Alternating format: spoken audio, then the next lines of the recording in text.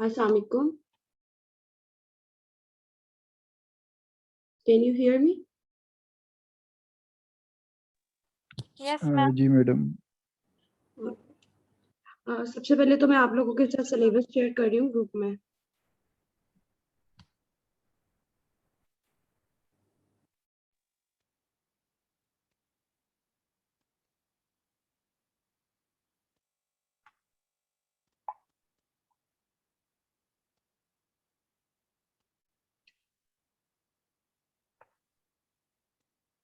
ये आपके सामने सिलेबस आ गया है। पहली चीज जो आप लोगों को अंडरस्टैंड करनी है, there is no shortcut for this test. क्योंकि आप कुछ भी कर ले, आपको जब तक ये टेक्स्ट की बेसिक कॉन्सेप्ट नहीं पता होंगे, आप उसके एमसीक्यूज अटेम्प्ट नहीं कर सकते। ठीक है। और जो टेक्स्ट का लॉ है, अगर कॉन्सेप्टली समझ लिया जाए तो ज्यादा आसान है, रोट लर्निंग से नहीं समझ आता आपको। ठीक है।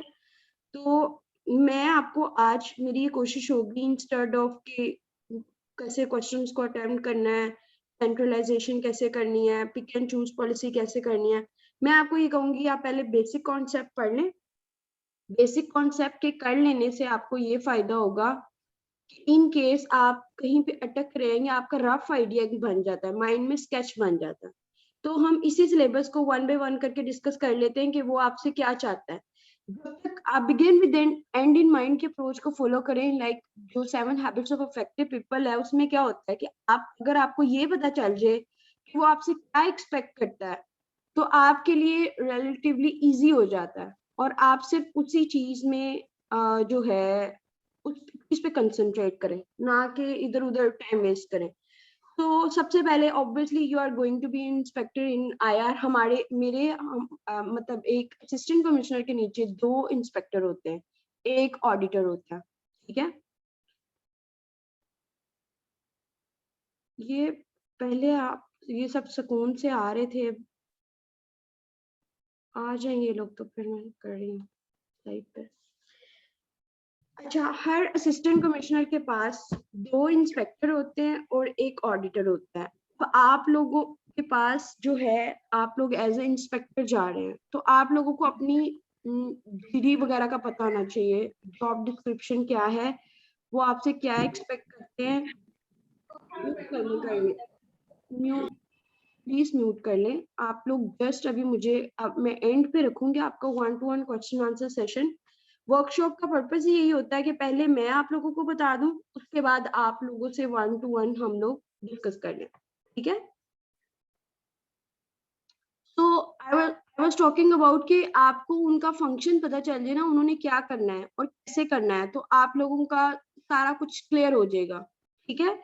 और वो आपसे क्या एक्सपेक्ट करता है, जब उसने आपका रिटन टेस्ट देखना है, आपका इंटरव्यू लेना है, तो वो किन चीजों को, किन पैरामीटर्स को अंडर कंसिडरेशन रखता है, वो मैं आपको बता देती हूँ। इनकम टैक्स में बेसिक 5 हेड्स ही होते हैं। आज जाके उन 5 हेड से बाहर वो कुछ नहीं पूछेगा। मैं अभी आपके सामने इनकम टैक्स भी ओपन करके उसका बता देती हूँ, कौन कौन से एरियाज आपने करने हैं, कौन कौन से छोड़ने हैं। ये सेशन दोनों यहाँ पे बैठे हुए हैं, दोनों तरह के लोग, वो जिन्होंने रेगुलर सेशन ज्वाइन करना है और वो जिन्होंने नहीं भी करना। तो देर इज, मैं आप लोगों को वो बताऊंगी कि जो सबके लिए, खुद भी कर सकते हैं आप। There is no compulsion. खुद ये है कि जरा ज्यादा मेहनत करनी पड़ जाती है आपको, और जब अगर आपको कोई करा दे तो उससे ये होता है आपकी कॉन्सेप्ट क्लैरिटी हो जाती है, बस ये फर्क है। लेकिन मैं इस चीज को बिल्कुल डिस्करेज नहीं करती कि खुद ना पढ़े, बल्कि खुद पढ़े। अगर आप लोगों को लगता है वर्कशॉप दे रही हूँ खुद भी कर सकते तो खुद कर लें, there is no harm in it. ठीक है। पहली चीज तो ये क्लियर हो गई कि ये सेशन किन लोगों के लिए। दूसरा, इसमें मैं एरियाज आज आपको शॉर्टलिस्ट करा देती हूँ, ये वाला एरिया कहाँ से तैयार करना है और कितना करना है। सिर्फ उतना करना है, डोंट ओवरडू इट। जितना कम सिलेक्ट करेंगे उसको अच्छी तरह कंसोलिडेट कर लेंगे। जब वो कर लेंगे, जो मैं आज आपको बता दूंगी एरियाज, उसके बाद आपने बुक में, रैंडम मार्केट में कोई भी बुक अवेलेबल है, वो आपने 1-2 बुक्स उठानी है और फिर उसकी एक्सरसाइज करनी है, मतलब उसको एक्चुअली अटेम्प्ट करने हैं 5 पेपर। बट वो सेकंड स्टेज है। हम लोग उल्टा करते हैं। हम क्या करते हैं, पहले बुक्स ले आते हैं, बुक्स के क्वेश्चंस के आंसर, जो एमसीक्यूज है उनको रॉट लर्निंग करने की कोशिश करते हैं। ये है ही नहीं, इनकम टैक्स रट्टा लग ही नहीं सकता। कॉन्सेप्ट पता लगेगा, इसकी ये एक्सेप्शन है, इसमें ये है, इसमें इस तरह से कैलकुलेशन होती है, तो आपके लिए रिलेटिवली इजी होगा। अगर आप में से किसी के पास अभी पास्ट पेपर है, वो जरा मुझे पिक्चर में भेज दे, ताकि मैं आप लोगों को पास्ट पेपर का बता दूं कि पास्ट पेपर में किस तरह किस चीज को लेके चलना है। व्हाट्सएप कर दें, पिक्चर के फॉर्म में कर दें, नो वरीज। कुछ लोग कह रहे हैं कि उनको वॉइस इशू हो रहा है, क्या मेरी तरफ से कोई है? मुझे तो यहाँ पे तो मेरे फुल सिग्नल है।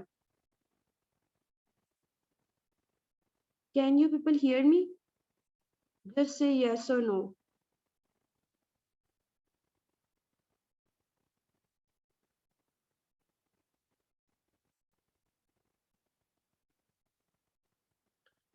सो आई थिंक वो फिर आप एक पर्टिकुलर बच्चे के साथ होगा। बेटा आप अपना डिस्कनेक्ट करके रिकनेक्ट करो, हो जाएगा। ठीक है, क्या नाम है आपका? सैयद समथिंग कुछ है।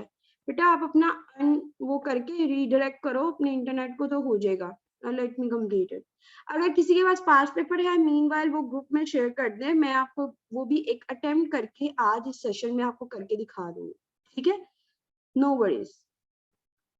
जी, तो सबसे पहले हम ये बात कर रहे थे कि ये इसमें रोट लर्निंग नहीं होनी, इसमें पांच पेपर सेकंड स्टेज पे होने हैं। तीसरा इंग्लिश का है, इंग्लिश का तो वही एक कोई नई चीज नहीं है, वही 20 नंबर का है। आप इजीली उसमें कोई सी एक बुक भी इंग्लिश टू द पॉइंट है, वहां से बस कर लें, काफी है। अब उसने इंग्लिश में क्या कहा है जो कम टाइम लेगी, सिर्फ उसने आपको ग्रामर का यूजेज और सेंटेंस स्ट्रक्चरिंग का है। सिंपल उसके पास पेपर आप अटेम्प्ट कर लेंगे तो वो भी आपका काफी हद तक आपको जस्टिफाइड है। असल चीज जो 80 मार्क्स की है, हमने उस पर म्यूट कर लें प्लीज, म्यूट। अच्छा, हमने 80% वाले पे फोकस करना है। अक्लमंद वही है जो 80-20 के प्रिंसिपल को फॉलो करता है, वो ये नहीं करता कि फजूल में इन चीजों पे अपना टाइम वेस्ट करे। सबसे पहली चीज, सिलेबस खोलेंगे तो आपको पता लगेगा फंक्शंस ऑफ एफडीआर। एफबीआर का काम क्या है, मैं आपके साथ ब्रीफली शेयर कर देती हूँ, क्योंकि सुनी हुई बात आपको, और वैसे भी it is more like straight from, हमने 2-3 साल ट्रेनिंग की है, आप फील्ड में भी काम कर रही हूँ एज एसी इन एफबीआर, तो हमें पता है, और आसान लफ्जों में हम आपको बता भी देते हैं ताकि आप लोगों का टाइम वेस्ट ना हो। तो फंक्शंस ऑफ एफबीआर क्या है,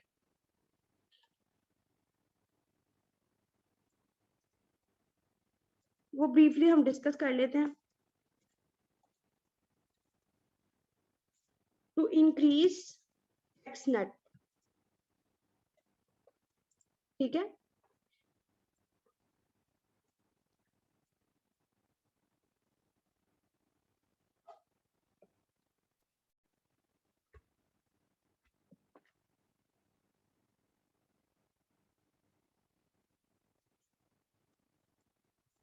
to take action against tax evader, मतलब जो टैक्स बचाने की कोशिश करते हैं उनके अगेंस्ट एक्शन लेना, और हमने करनी है कंप्लायंस। असल काम एसीडीसी ही कर रहे होते हैं वहां पे, आपके लिए सपोर्टिंग स्टाफ होता है, आपको हायरार्की भी इससे पता लग जाएगी। सबसे छोटा जो होता है वो 16 का एक इंस्पेक्टर होता है, जिसके लिए आप लोग ट्राई करें, जिसके लिए you are the contender for this post. Inspector का काम है सारा कुछ उसने करना है। सारा कुछ से क्या मुराद है, उसने रिकॉर्ड मेंटेन करना है, उसने इंस्पेक्टर का काम है इंस्पेक्शन करने जाना। कि अगर फॉर इंस्टेंस हमें कोई टैक्स पेयर आके कहता है कि भाई हमारा तो इतना नहीं बनता, हमारा तो इतना टैक्स नहीं बनता, हम तो बहुत गरीब हैं, हमारी तो ये लोकेशन नहीं है, अच्छा जो वो बंदा मर गया है, ये सारी चीजें ये कैसे पता चलेंगी, हवा में घर बैठे तो नहीं पता चलेंगी। उसके लिए हमें चाहिए, एक मिनट,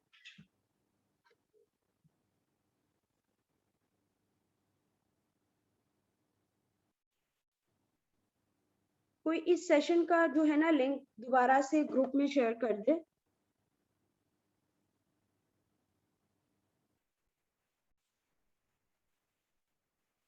और कोशिश क्या करें 5 मिनट आप लोग पहले आ जाया करें, 5 मिनट में आप लोगों के लिए इंतजार करती हूँ, अपने लिए नहीं कर रही होती, आप लोगों के लिए करती। मैं तो आप लोगों का सुबह से वेट कर रही हूँ। मुझे एंड पे बता रहा था अली के आधे बच्चे कह रहे हैं हमने नहीं लेना सेशन। मैंने कहा ठीक है, आप लोग अगर अभी सीरियस नहीं हो, नहीं लेना तो ना लें, मेरे पास इतना टाइम नहीं है, मैंने आज का कमिट किया था, रीस्केड्यूल मुझसे नहीं होता दोबारा। मैंने आज सारी अपनी जो है बिजी स्केड्यूल में से उसको किया है।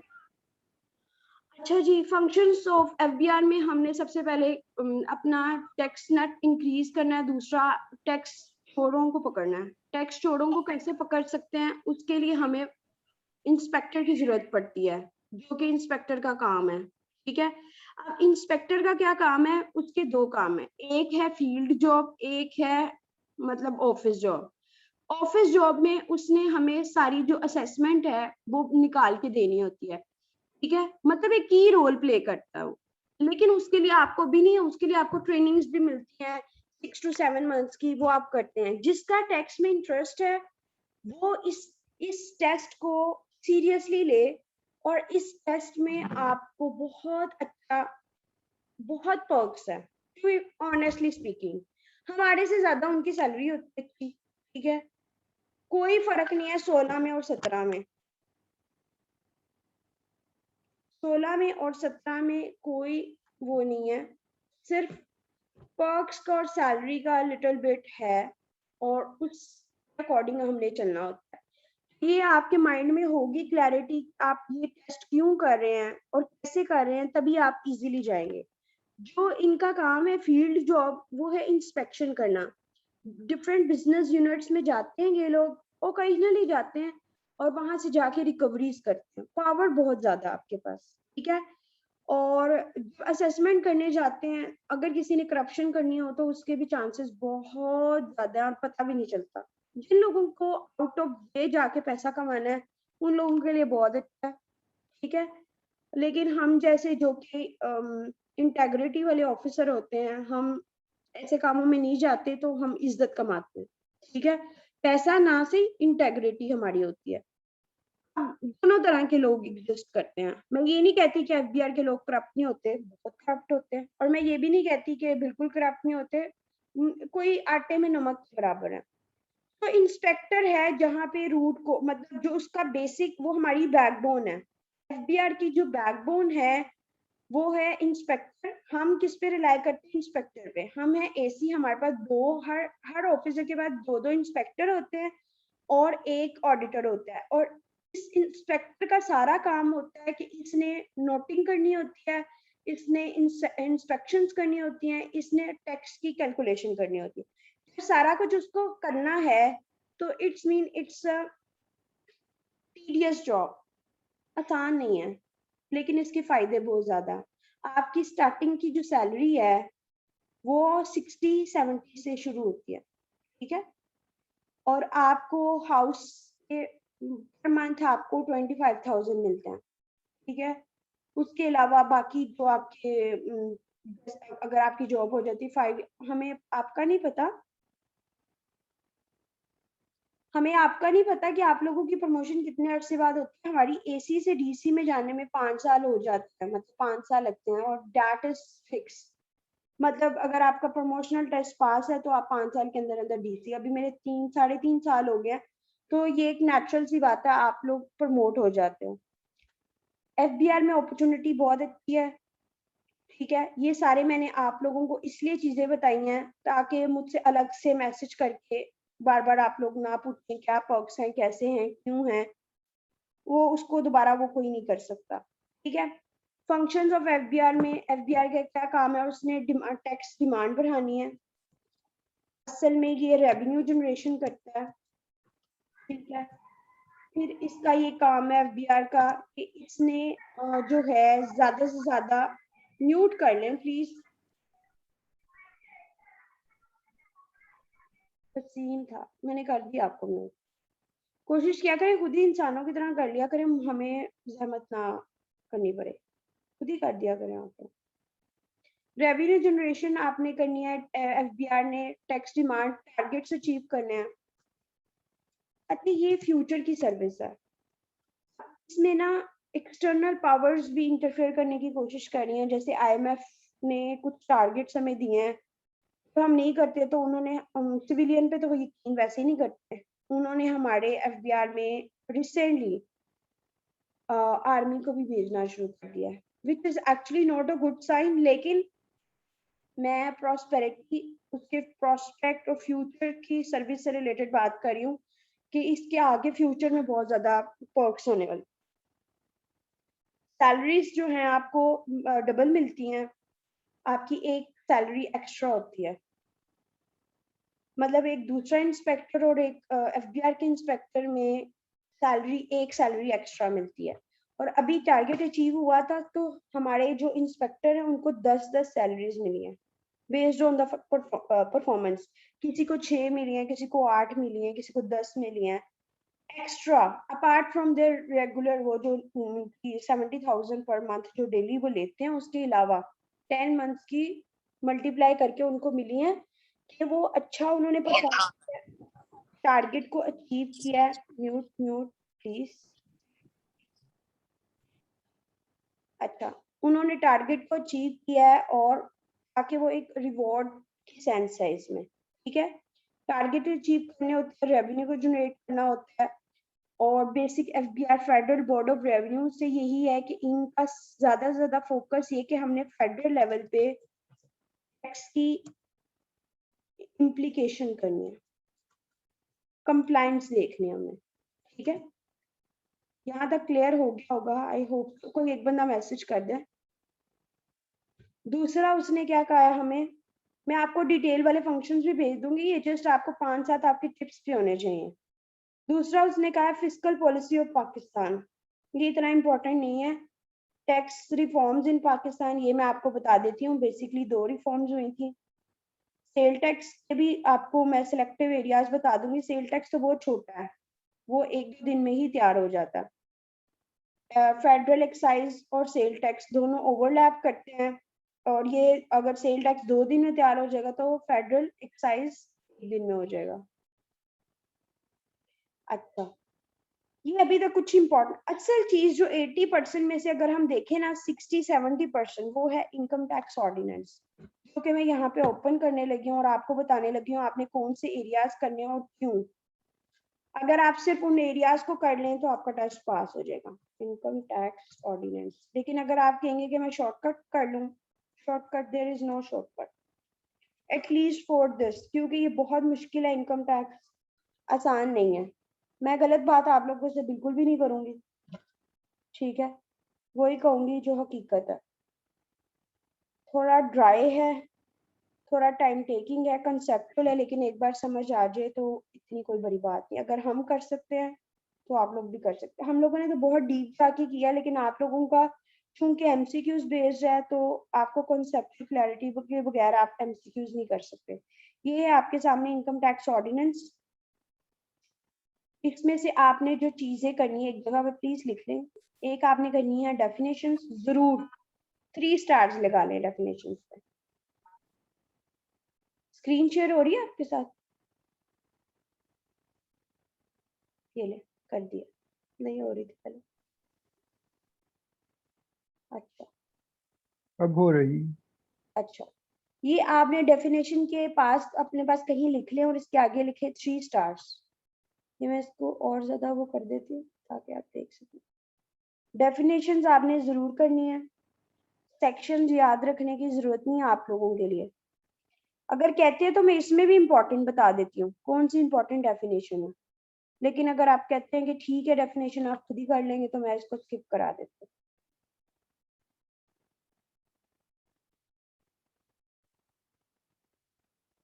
सबसे ज्यादा 60% जो है आपके क्वेश्चन सैलरी में से आएंगे। इनकम टैक्स के 5 हेड्स हैं। मैं पहले इसमें से सिलेक्शन करा लूं, फिर मैं आपके सारे कॉन्सेप्ट भी क्लियर कराऊंगी। पहले बस इस पे कंसंट्रेट कर लें कि ये इसमें ये सारी की सारी डेफिनेशंस चल रही हैं। कुछ नहीं तो एक बार पढ़ें, और जो है मैं उनको भेज भी दूंगी इम्पोर्टेंट वाली डेफिनेशंस कौन सी आपने करनी है। मीनवाइल किसी एक बंदे ने 5 पेपर भी मेरे से शेयर करना ताकि मैं उसमें उसका भी शॉर्टकट आपको बताऊं कैसे करना है। आप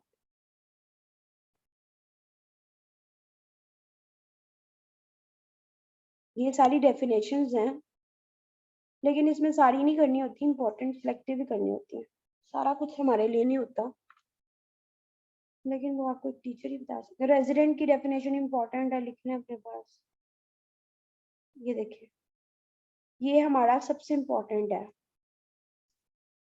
charge of tax, tax on taxable income, के टैक्स निकलता कैसे है। जब तक आपको ये नहीं पता होगा ना टैक्स निकलता कैसे है, तो आप टैक्स को समझ ही नहीं पाएंगे। बेसिकली होता क्या है, न्यू शेयर करके आपको सिखा देती हूँ, फिर ही आगे चलती हूँ टैक्सेबल कैसे निकलता है। क्लियर? म्यूट कर लें प्लीज, एंड के क्वेश्चन या मैसेज कर दें, म्यूट कर लें। मैं अभी आप लोगों के सारे क्वेश्चंस लूंगी, but please let me complete और बहुत कंसंट्रेशन से सुने, क्योंकि यही मैं आपके सारे क्वेश्चन क्लियर कर दूंगी। ये देखें, टैक्स कैलकुलेशन कैसे होती है। सबसे पहले आपने सैलरी, प्रॉपर्टी,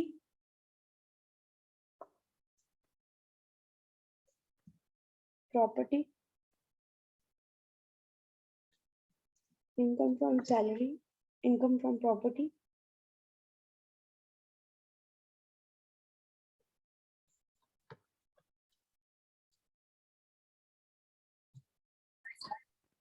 म्यूट कर लें प्लीज।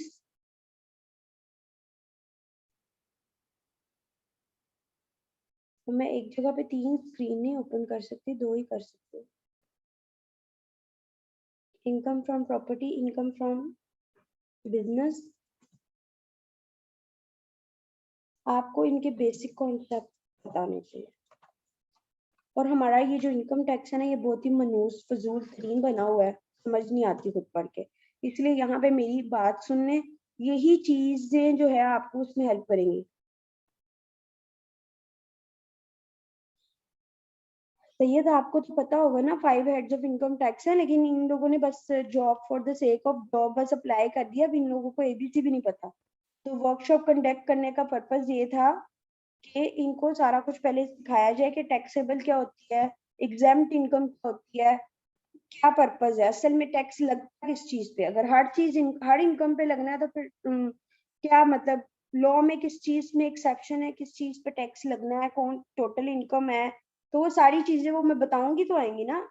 फॉर इंस्टेंस आपको आती है, बाकियों को नहीं आती होंगी। 80% लोगों ने just for the sake of job apply कर दिया, लेकिन अब उन्हें इस टेस्ट को पास भी तो करना है ना। माइट भी आपको आता हो लेकिन बाकियों को नहीं आता। इनकम फ्रॉम अदर सोर्सेज,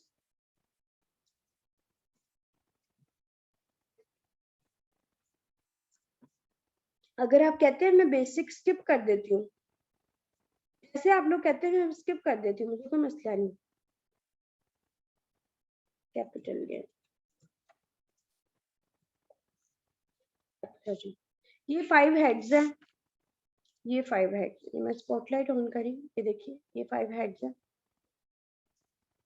जब इन सबको ऐड करते हैं तो हमारी बनता है टोटल इनकम। ठीक है,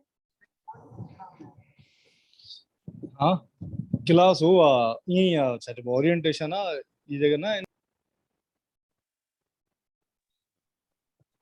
टोटल इनकम है, उसके बाद इसमें से लेस करेंगे एग्जाम्प्ट इनकम,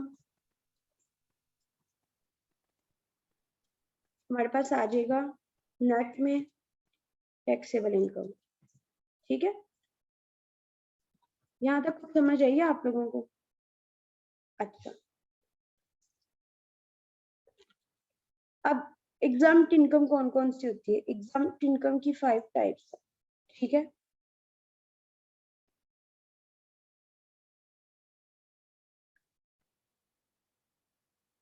जी असगर इंपॉर्टेंट टॉपिक्स ही शेयर करने के लिए आपको बता रही हूँ, जो मैं डिस्कस करूंगी मैं इम्पोर्टेंट है, बाकी सब कुछ डिस्कार्ड कर देना। अभी मैं आपको हाईलाइट भी करा दूंगी। डेफिनेशंस अभी तक मैंने आपको बताई है, डेफिनेशंस आपने जरूर करनी है। ठीक है, डेफिनेशन में से ही आपके 8-10 क्वेश्चन आ जाते हैं।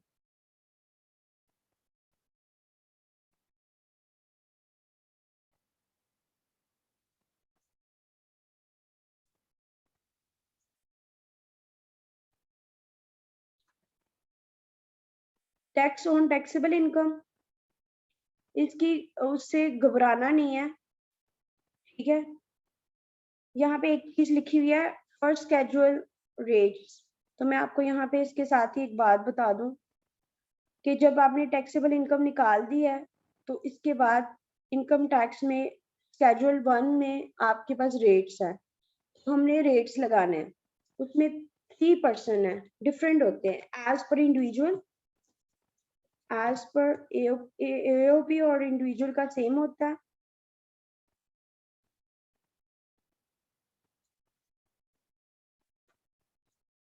कंपनी और फिर बैंकिंग वगैरह के भी अलग होते हैं। बेसिकली ये 3 होते हैं मेजर, ठीक है।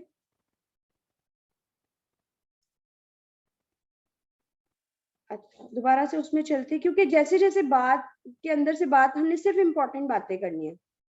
रेट्स कहाँ पे अप्लाई होते हैं वो मैंने आपको बता दिया। जब टैक्सेबल इनकम निकलती है तो उसके बाद हम जो टैक्सेबल इनकम निकलती है उस पर जो रेट लगता है एज पर पर्सन कौन है, इंडिविजुअल है, पब्लिक कंपनी है। अभी मैं आपको फर्स्ट स्केड्यूल निकाल के भी दिखा देती हूँ, उसके अकॉर्डिंग रेट लगेगा और वो आपकी आ जाएगी टैक्सेबल इनकम। ठीक हो गया,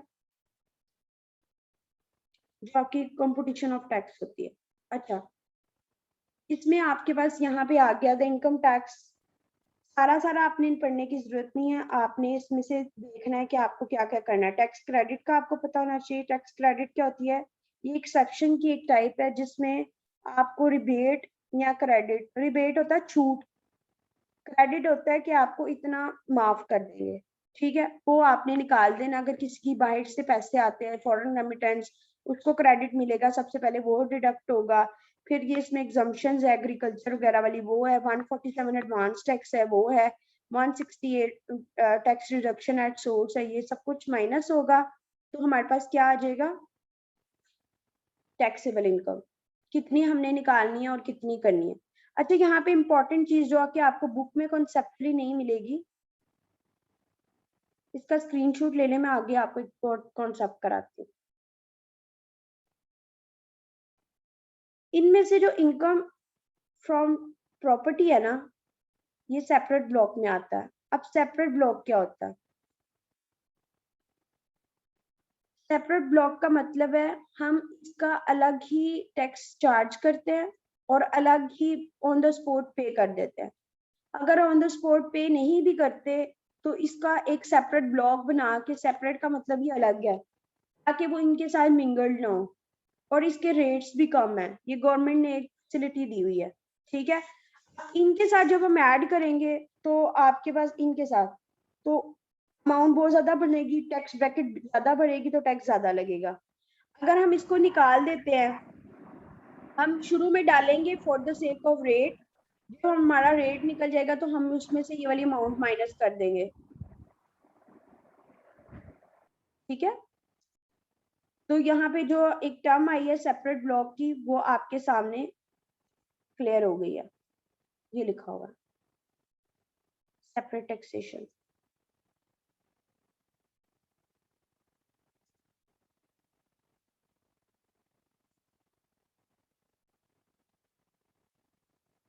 अच्छा जी, इसके बाद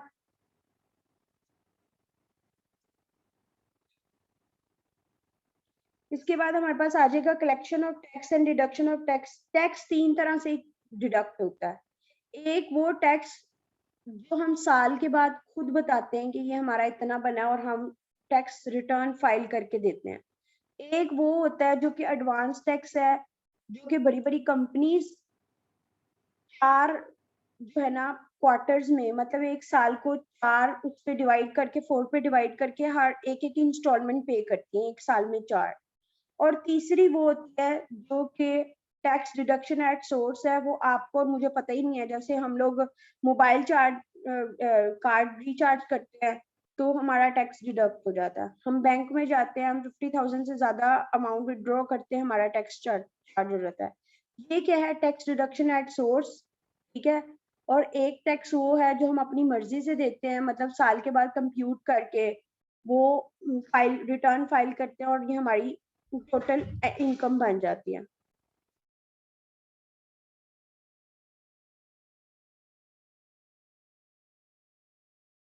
और उसके बाद थर्ड है हमारे पास जो कि एडवांस टैक्स है, जो बड़ी बड़ी कंपनीज हैं वो पे करती है, ठीक है। बस इसमें इतना ही इम्पोर्टेंट है, इससे ज्यादा नहीं आपने इसको स्ट्रेच करना। अच्छा ये सुपर टैक्स है, ये छोड़ दें, इसकी कोई रेलिवेंस नहीं है। Tax on dividend, dividend companies को मिलता है, ये भी जो है सेपरेट टैक्स के ब्लॉक में आता है, ये बस एक बार इसको रीड कर लें। टैक्स ऑन अनडिस्प्यूटेबल, ये भी छोड़ दें। ये टैक्स ऑन रिटर्न छोड़ दें। नॉन रेजिडेंट छोड़ दें। मैं सिर्फ आपको इंपॉर्टेंट चीजें करा रही हूँ जिसका आपको टेस्ट में फायदा भी और बस उतना ही काम करना।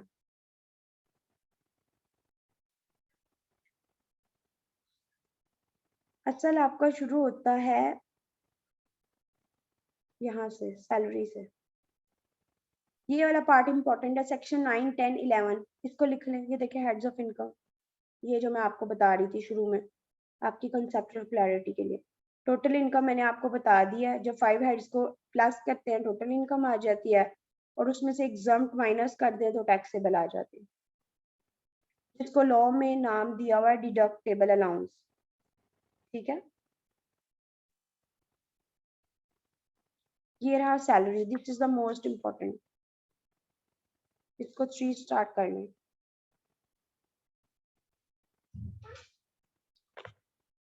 बेटा बैंकिंग का एक बिल्कुल ही डिफरेंट वे है उसकी कंप्यूटेशन ऑफ टैक्स का।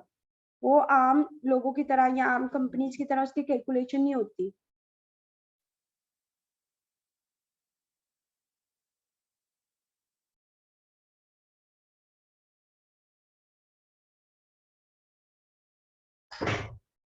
अच्छा जी, ये सैलरी है, इससे बहुत ज्यादा क्वेश्चन पूछे जाते हैं। Salary is the most important. Salary में एक वाहिद सेक्शन है जिसमें हमें वो ये नहीं बताता कि हम इसमें डिडक्शंस कौन सी हैं, बल्कि वो एरियाज बताता है कि ये भी सैलरी है और ये सैलरी नहीं है। मतलब कौन कौन सी चीज सैलरी, और फिर उस पर सैलरी का रेट लग जाता है। इसमें से माइनस कुछ नहीं होता। जबकि आगे जो प्रॉपर्टी है, जो ये बाकी आप देखेंगे सेक्शन, उसमें आपको डिडक्शंस अलाउड है। सैलरी में डिडक्शन कोई नहीं है, सैलरी में एडिशंस ही हैं। या तो सैलरी होगी या सैलरी नहीं होगी। सैलरी है या सैलरी की डिफरेंट फॉर्म्स में से सैलरी के डेफिनेशन में डाल दिया कि ये सैलरी है, हालांकि नहीं है, फिर भी वो सैलरी का पार्ट बना के उसको ऐड करके हमें उसका पार्ट बना देंगे। अच्छा जी, इसने कहा है कि any salary receive by an employee other than salary that is exempt. Exempt तो वैसे ही नहीं आती। सैलरी की डेफिनेशन कहाँ पे? 12(2) में। Salary means any amount receive by an employee from an employment whether of revenue और कैपिटल नेचर। अब आप सोच रहे होंगे सैलरी जो है ये तो पर मंथ मिलती है, तो ये रेवेन्यू नेचर की, कैपिटल नेचर की कैसे हो सकती है? तो जब इंक्लूडिंग आ जाए ना, तो ये चीज नहीं भी है तो लॉ ने हमारे लिए लिख दिया। लॉ की लैंग्वेज को पढ़ने का डिफरेंट एक स्टाइल होता है, उसमें आप अपनी मर्जी नहीं कर सकते। मतलब उसने डाल दिया ये पार्ट है सैलरी के, तो है, चाहे नहीं भी है तो हमने उसको पार्ट बना देना।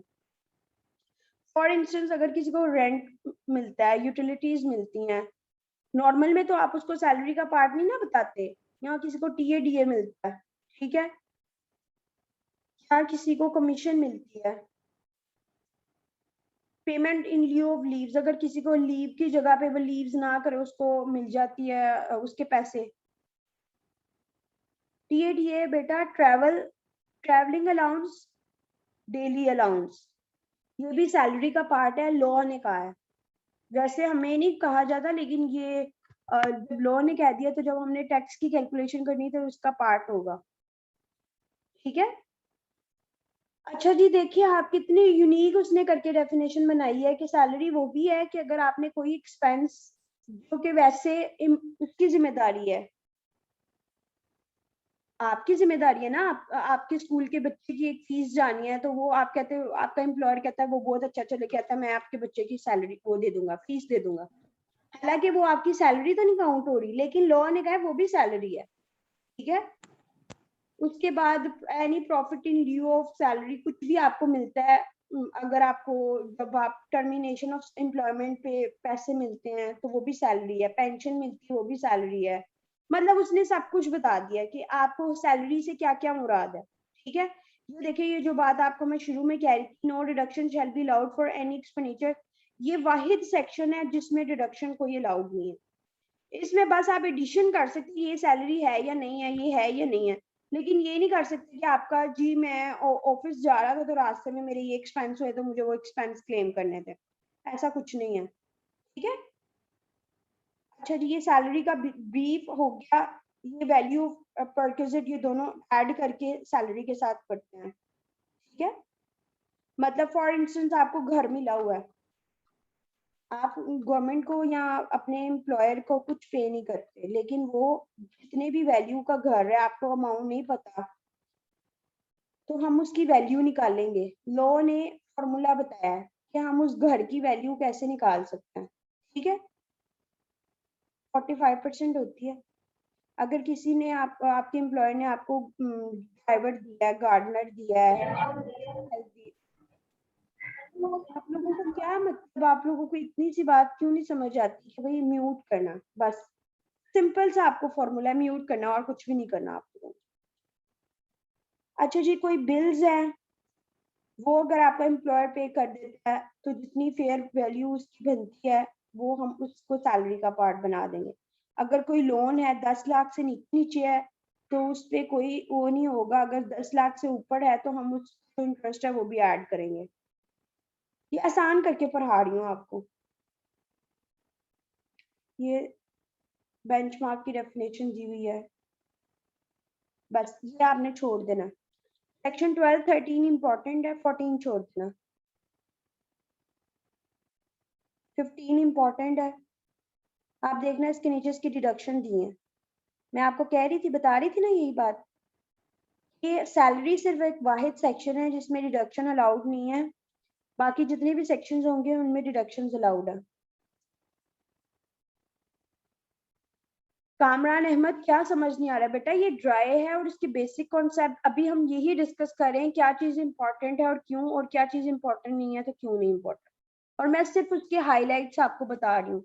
इट इज नॉट पॉसिबल 6 महीने की जो है ना वो आपको 6 महीने का सिलेबस एक दिन में 1 घंटे में मैं आपको करा सकूं, नेचुरल सी बात है।